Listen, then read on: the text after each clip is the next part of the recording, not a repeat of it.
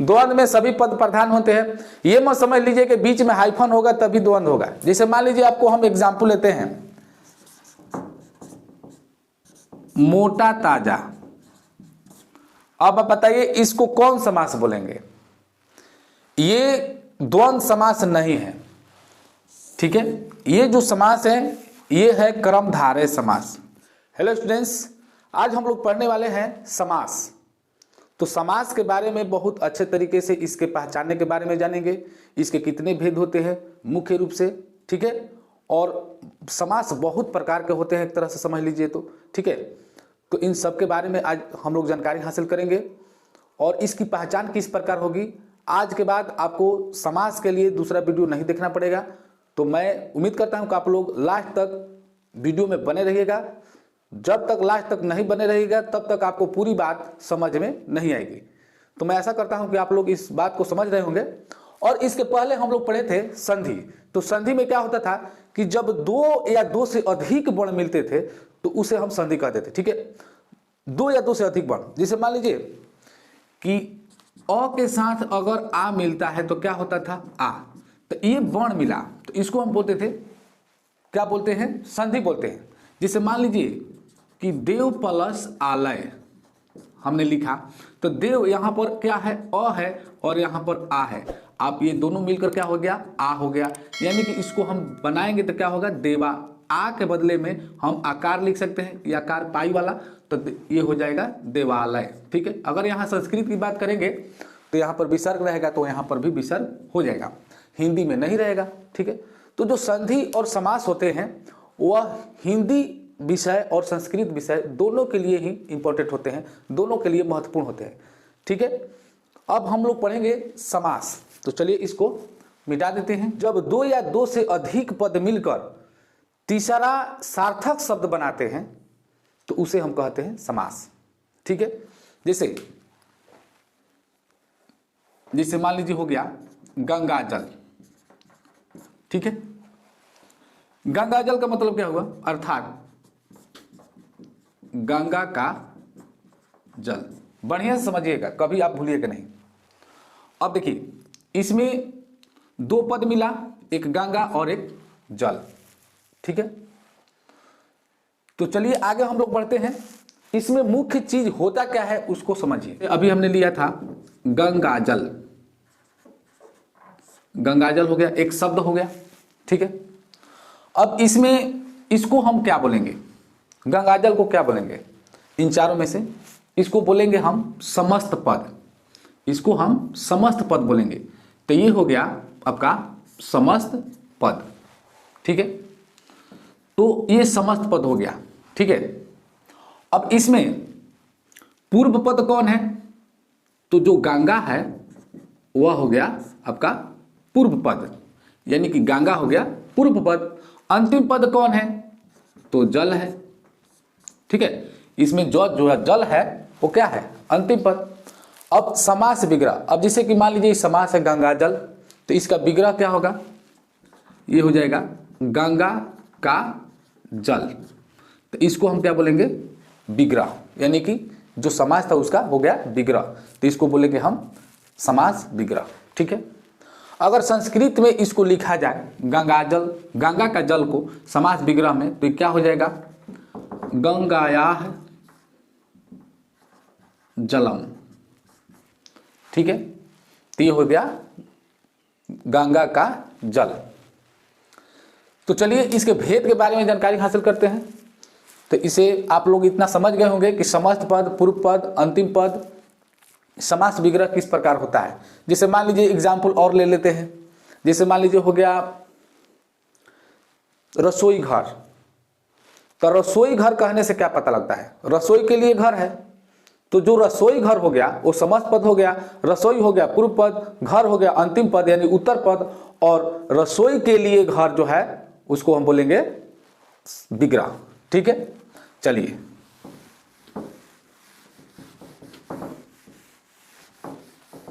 देखिए, समास के मुख्यतः 6 भेद होते हैं। ये बात आप लोग समझ जाइए। समास के जो भेद होते हैं मुख्यतः 6 भेद होते हैं। पहला भेद होता है अव्ययी भाव, अव्ययी भाव समास हो गया। दूसरा हो गया तत्पुरुष,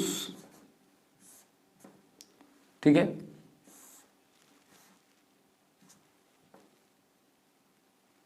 तत्पुरुष में ही आपका हो जाता है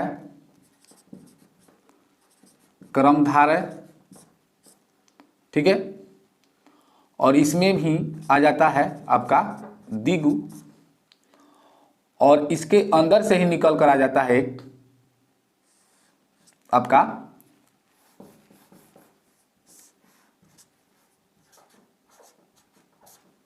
नय्य समास, क्योंकि नय्य तत्पुरुष समास होता है, ठीक है। ये अलग से कोई समास नहीं होता है। ऐसे हम इसको 7वां भेद में हम इसको रख सकते हैं, लेकिन इसको ऐसे हम मुख्य रूप से 6 ही भेद हम इसको लिखेंगे, ठीक है। इसके आगे हम लिख सकते हैं, जिसे मान लीजिए इसको हम नंबर 1 में डाल सकते हैं, नंबर 2, नंबर 3, नंबर 4 और नंबर 5 में हो जाएगा आपका द्वंद्व समास, और एक 6 में हो जाएगा आपका बहुव्रीहि समास। बहुव्रीहि होता है, कहीं कहीं व लिखा रहता है, कहीं कहीं व रहता है, ठीक है। ऐसे वह ही होता है बहुव्रीहि समास, ठीक है। तो यही हमारा 6 समास होता है। तो चलिए सबसे पहले हम अब जिस समास का पूर्व पद यानी कि पहला पद प्रधान हो और समस्त पद क्रिया विशेषण अव्यय हो, उसे अव्ययी भाव समास कहते हैं, ठीक है। जैसे यथाशक्ति, प्रतिदिन। अब आपको एक बात बता देते हैं, अव्यय का मतलब क्या होता है। अव्यय या अविकारी शब्द आप पढ़े होंगे। तो जो अव्यय होता है वह, जिसे इंग्लिश में आप पार्ट्स ऑफ स्पीच में आप पढ़े होंगे, नाउन, प्रोनाउन, एडजेक्टिव, वर्ब, उसके बाद पढ़े होंगे एडवर्ब, ठीक है, प्रीपोजिशन, कंजक्शन, इंटरजेक्शन। तो जो अंतिम 4 होते हैं वो होते हैं आपका अव्यय, ठीक है। यानी उसको हम अविकारी भी कहते हैं। तो समस्त पद अव्यय हो तो आपको अविकारी या अव्यय का परिभाषा आपको जानकारी होगा कि लिंग वचन कारक के अनुसार वो नहीं बदलता है। अगर लिंग वचन कारक उसमें जो भी लगा है तो उसके हिसाब से ये जो है नहीं बदलता है।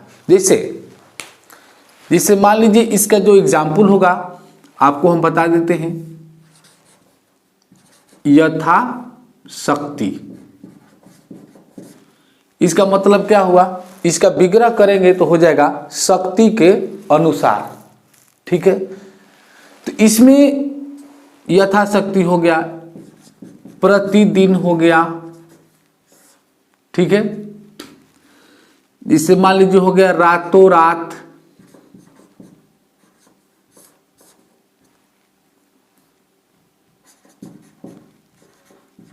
आज जन्म हो गया, आजीवन हो गया, ठीक है। मान लीजिए हो गया धड़ाधड़। अब आपको हम समझा देते हैं इत्यादि। अब देखिए, जैसे मान लीजिए प्रतिदिन है, प्रतिदिन पर आप समझ जाएंगे। जैसे मान लीजिए कि है, अब हम एक कर्ता लेते हैं, जैसे मान लीजिए कि मैं प्रतिदिन स्कूल जाता हूं, ठीक है। अगर मैं के जगह पर अगर हम लोग लिया जाए तो क्या होगा, हम लोग प्रतिदिन स्कूल जाते हैं, यही ना होगा। प्रतिदिन है तो प्रतिदिन ही होगा, प्रतिदिनों, प्रतिदिनी, ये चीज नहीं होगा, वो उसमें चेंजिंग नहीं होगा, ठीक है। धड़ाधड़, कोई कहता है कि वह रातों रात करोड़पति बन गया, तो रातों रात, ठीक है। तो इसके पहचानने के बारे में आप लोगों को बता दें कि पहला जो इसका पहचान है, इसका जो पहचान है क्या है, पूर्व पद शॉर्टकट में प्रधान, ठीक है, तथा समस्त पद अव्यय, अव्यय या विकारी। और यहां पर ये हो गया आपका, जैसे परिभाषा बता ही दिए हैं, ठीक है। जैसे मान लीजिए शक्ति, शक्ति जो है स्थिर है। एक तरह से जो शक्ति है वो गौण प्रधान है और यथा जो है आपका प्रधान है। ठीक है, प्रतिदिन, दिन हर दिन है, उसमें का प्रति, प्रति प्रधान है। ये इसका मतलब क्या हुआ, आज जन्म यानी कि जन्म भर। तो जो जन्म है वो स्थिर है और जो भर है यानी कि कितने प्रति है, तो प्रति के अनुसार वो भर हुआ। ठीक है, जन्म भर, आजीवन, आजीवन का मतलब क्या हुआ, जीवन भर। तो जीवन हो गया स्थिर और जो आजीवन के अनुसार जो हमने लिखा है जीवन भर, तो जीवन भर यानी आ के जगह पर वो क्या हो गया आपका भर हुआ। ठीक है, तो जो भर है वो है आपका प्रधान। ठीक है, तो इस प्रकार से आप इसको पहचान सकते हैं। दूसरा होता है तत्पुरुष समास। तत्पुरुष समास देखिए, जिसका अंतिम पद यानी कि उत्तर पद प्रधान हो उसे तत्पुरुष समास कहते हैं।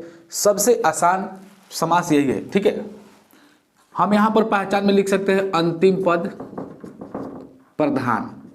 ठीक है, तथा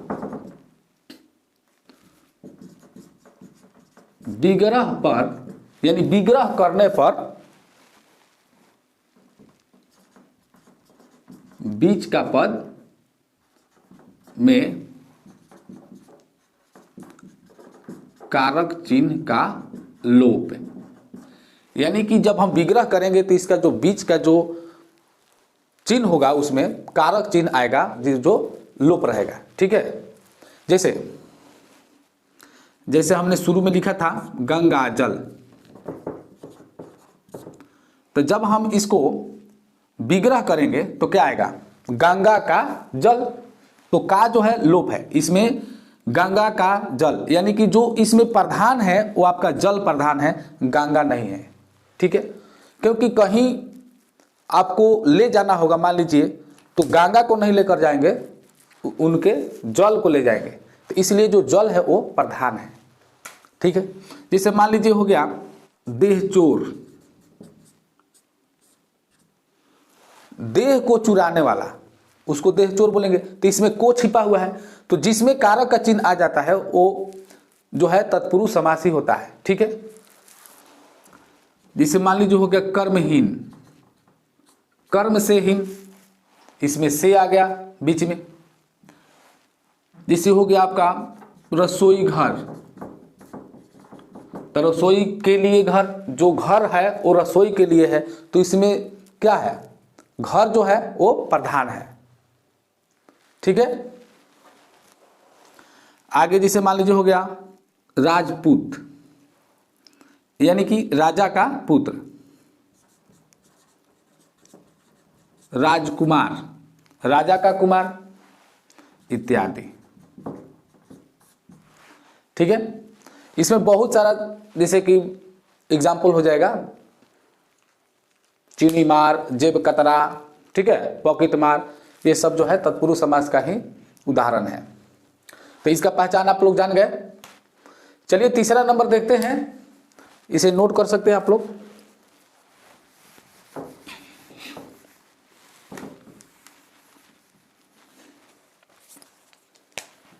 तीसरा नंबर में कर्मधारय समास। देखिए इसमें जो होता है, इसमें भी उत्तर पद प्रधान होता है, क्योंकि तत्पुरुष से ही निकला हुआ ये समास है। ठीक है, तथा इसमें विशेषण विशेष्य का समास होता है, विशेषण विशेष्य का इसमें समास होता है। ठीक है, तो एग्जाम्पल क्या हो जाएगा इसका, जिसे मान लीजिए हो गया नील गाय। तो देखिए नीला है गाय, तो गाय जो है यहां पर विशेषण हो गया, और नीला जो है क्या हो गया आपका विशेषण। कौन विशेषण होता है, गुणवाचक विशेषण। ठीक है, जिसे मान लीजिए हो गया महादेव, महानदी।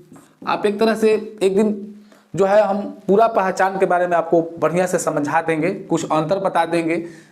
जैसे मान लीजिए कि बहुब्रीहि और द्विगु समास में कुछ अंतर होता है, क्रमधारय और द्विगु में होता है, ठीक है। तो आपको जो अंतर होता है आपको हम बता देंगे, ठीक है। महानदी, महा लग गया तो समझ जाइए कि वो जो है क्रमधारय समास हो जाएगा, ठीक है। चलिए, जिसे मान लीजिए हो गया पीताम्बर, अब इसमें इत्यादि लिख सकते हैं। चलिए आगे देखिए,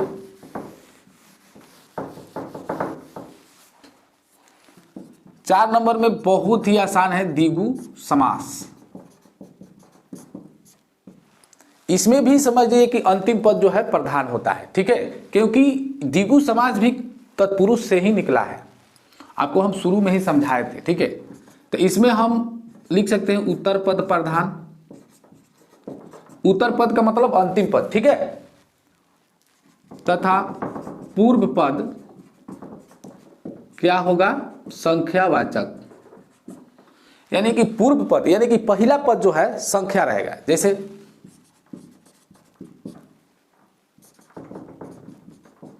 चौराहा, अब देखिए इसको समझिए, चौराहा यानी कि चार राहों का जगह को हम बोलेंगे चौराहा, जहां से चार राह निकलता हो, ठीक है। तो इसमें अंतिम पद कैसे प्रधान है, उत्तर पद कैसे प्रधान है, तो चार जो है उतना प्रधान नहीं है जितना कि राह प्रधान है। राह नहीं रहेगा तो चार राह का क्या होगा, ठीक है। तो राह जो है वो प्रधान है। दोपहर, जो पहर है वो प्रधान है, ठीक है। दो संख्या हो गया तो इस दो के चलते ये यानी चार के चलते ये जो है आपका हो गया द्विगु समास, ठीक है। जैसे एक और उदाहरण लेते हैं, जैसे हो गया चवन्नी, चार आने का संग्रह समाहार, चार आने का समाहार जो है चवन्नी हो गया। उसका विग्रह करेंगे, विग्रह करेंगे तो आपको सब क्लियर हो जाएगा कि क्या होने वाला है, ठीक है। यानी चार आना, तो आना जो है वो प्रधान है, तो इसलिए इसमें उत्तर पद इसमें भी प्रधान है, ठीक है। चवन्नी, अठनी, बहुत सारा हो जाएगा। जिससे मान लीजिए हो जाए पंचवटी, पांच वाटिकाओं का समारोह समाहार, पंचतंत्र हो गया, ठीक है, इत्यादि। इस प्रकार से द्विगु समास भी समझ गए। 5 नंबर में द्वंद्व समास। द्वंद्व समास, जिस समास का सभी पद प्रधान हो उसे द्वंद्व समास कहते हैं। हम यहां लिख सकते हैं सभी पद प्रधान, और एक चीज लिख सकते हैं तथा पहचान के रूप में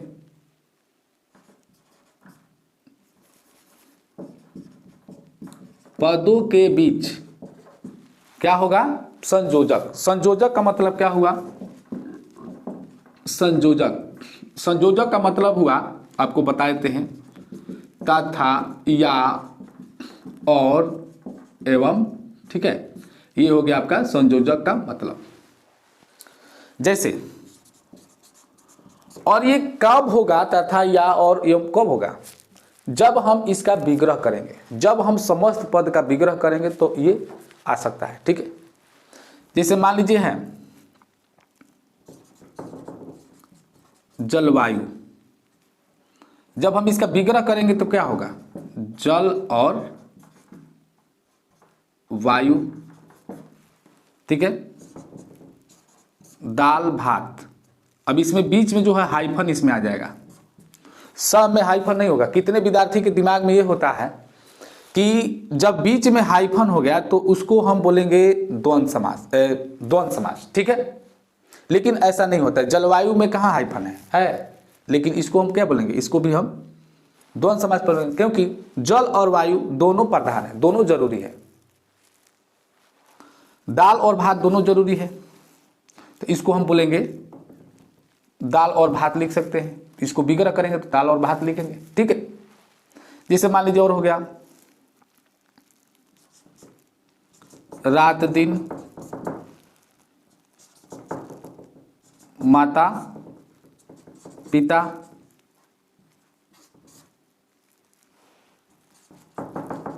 गोला बारूद, ठीक है, बहुत सारा लिख देंगे, इसका हम विग्रह कर दिए हैं यहाँ पर, ठीक है। चलिए अब आगे हम इत्यादि लिख सकते हैं। तो चलिए एक और है बहुब्रीहि समास जिसको हम बता देते हैं। देखिए एक नैया समास जो है आपका छूट गया है। नैया तत्पुरुष समास होता है एक तरह से, नैया तत्पुरुष समास, तत्पुरुष का ही एक अंश है, ठीक है।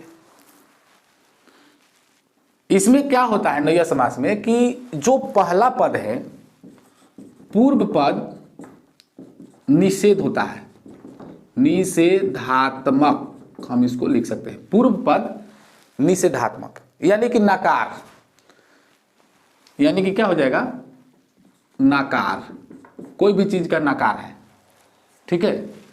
जैसे अनाथ यानी कि ननाथ, इसका हम जब विग्रह करेंगे तो होगा न नाथ, ठीक है।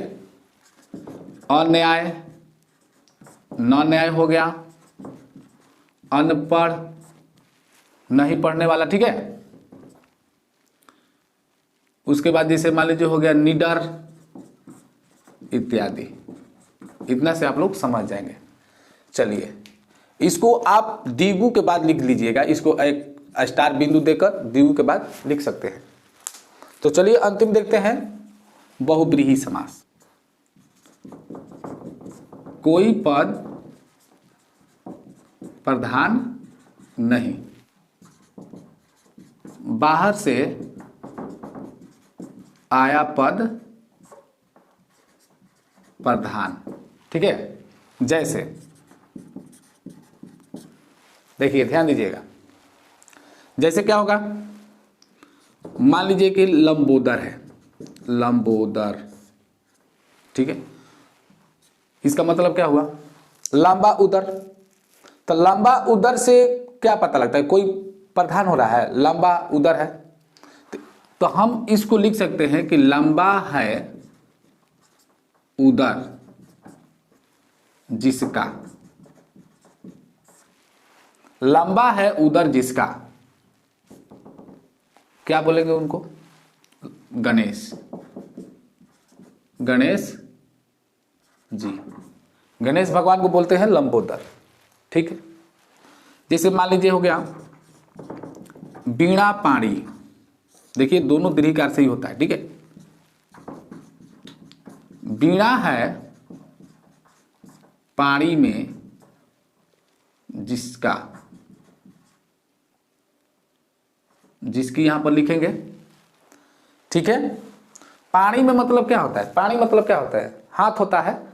वीणा है जिसके हाथ में, उनको क्या बोलते हैं, मां सरस्वती, सरस्वती, ठीक है। चक्रधारी, चक्र धारण करने वाला, चक्र धारण करने वाला, इनको क्या बोलते हैं। विग्रह करने पर आपको जो है, इसमें कोई चक्र है, ये धारी है, इससे क्या पता लगता है, कोई समझ में नहीं आ रहा है। लेकिन दोनों को मिलाकर उनको क्या बोलते हैं, चक्रधारी किनको बोलते हैं, श्री कृष्ण जी को, श्री कृष्ण जी को हम बोलते हैं चक्रधारी, ठीक है। चक्रपाणी, चक्रपाणी, चक्र है पाणी में जिसका, चक्र है पाणी में जिसका, उनको क्या बोलते हैं, विष्णु जी। पाणी मतलब क्या होता है, हाथ, हाथ में जिनका चक्र है उनको क्या बोलते हैं, विष्णु जी। इतना से आप लोग समझ गए होंगे, ठीक है। तो चलिए हम इसके बाद इत्यादि लिख सकते हैं। तो देखिए अव्ययी भाव समास में क्या होता था, पूर्व पद प्रधान है और समस्त पद क्रिया विशेषण अव्यय है, तो वह है अव्ययी भाव समास। तत्पुरुष समास में अंतिम पद प्रधान है, ठीक है। कर्मधारय समास में अंतिम पद प्रधान है और विशेषण विशेषण का समास हो उसे हम बोलेंगे कर्मधारय समास, जिसमें विशेषण आ जाए, महान, जैसे महादेव है तो महान देव, ठीक है। महानदी, महान नदी। पीतांबर, पीला है अंबर, ठीक है। तो जिसमें विशेषण या विशेष का समास हो जाए वो हो गया कर्मधारय। द्विगु में आप समझ गए कि पूर्व पद को है क्या होता है, संख्यावाचक। द्वंद्व में सभी पद प्रधान होते हैं। ये मत समझ लीजिए कि बीच में हाइफन होगा तभी द्वंद्व होगा। जैसे मान लीजिए आपको हम एग्जाम्पल लेते हैं, मोटा ताजा। अब आप बताइए इसको कौन समास बोलेंगे? ये द्वंद्व समास नहीं है, ठीक है। ये जो समास है ये है कर्मधारय समास, कर्मधारय समास है। इसको याद रखिएगा, कई बार परीक्षाओं में आ चुका है। मोटा ताजा, मोटा क्या है? गुण। गुण क्या है? गुणवाचक विशेषण, तो विशेषण का समास है तो इसको हम बोलेंगे कर्मधारय समास। द्विगु समास में पहला पद जो है संख्यावाचक होता है, ये आप समझ गए होंगे। एक चीज कंफ्यूज विद्यार्थी हो जाते हैं, जिससे मान लीजिए कि चतुर्भुज है, चतुर्भुज, ठीक है। जब हम इसको हम बोलेंगे कि चार भुजाओं वाला या चार भुजा है जिसका, विष्णु जी, तो चार भुजा है जिसका विग्रह करेंगे तभी आपको, अगर मान लीजिए कि परीक्षा में आ जाए कि यह कौन समास है, ऑप्शन दे दिया, कर्मधारय समास, बहुब्रीहि समास, ठीक है, द्विगु समास, या इनमें से कोई नहीं, तो आपको जो पहले होगा, जैसे कि मान लीजिए देखिए जो चतुर्भुज है, चार भुजाओं का समूह, एक तरह से इसको हम बोलेंगे, जब चार भुजाओं का समूह कहेंगे तो इसको बोलेंगे द्विगु समास। लेकिन जब हम कहेंगे चार भुजाओं वाला, चार भुजा है जिसका, वो क्या हो जाएगा? बहुब्रीहि समास। तो इसमें यही अंतर होता है। तो जब ये परीक्षा में आएगा तो ऑप्शन दिया रहेगा तो द्विगु दिया रहेगा, अगर द्विगु दिया है तो द्विगु मारना है, बहुब्रीहि दिया है तो बहुब्रीहि मारना है। अगर बहुब्रीहि दिया रहेगा तो द्विगु नहीं रहेगा, ठीक है। तो इस बात का ध्यान रखिएगा, ठीक है। तो चलिए, मैं उम्मीद करता हूं कि आप लोग समझ गए होंगे। तो चलिए आगे मिलते हैं, और वीडियो को लाइक जरूर कर दीजिएगा। जय हिंद, जय भारत।